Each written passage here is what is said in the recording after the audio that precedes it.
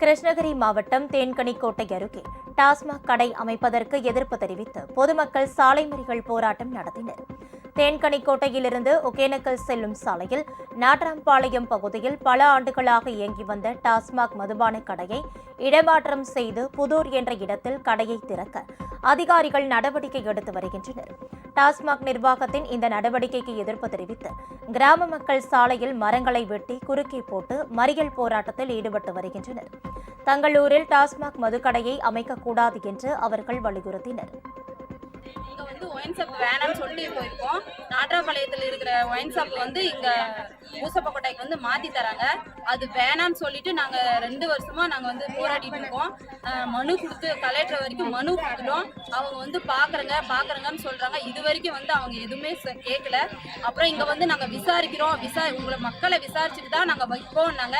ஆனா திடீர்னு நேற்று கம்பி இறக்கிட்டாங்க. அதனால நாங்க வேணாம்னு சொல்லிட்டு சாலை மறியல் உட்காந்துக்கிறோம். பசங்க ஸ்கூல் பசங்க காலேஜ் பசங்க எல்லாரும் இங்கதான் பஸ் ஸ்டாப்பு இங்கதான் போறாங்க. பொம்பளைங்க எல்லாம் கேர்ள்ஸ் எல்லாம் இங்கதான் வராங்க. கம்பெனிக்கு போறவங்க எல்லாம் இங்கதான் நைட் 8 மணிக்கு போறாங்க. எங்களுக்கு என்ன சேஃப்? எங்களுக்கு ஏதாவது ஆச்சுன்னா நீங்க என்ன பதில் சொல்வீங்க? தகவல் அறிந்து அங்கு வந்த போலீசாரும் அரசு அதிகாரிகளும் மறியலில் ஈடுபட்டவர்களிடம் பேச்சுவார்த்தை நடத்தினர்.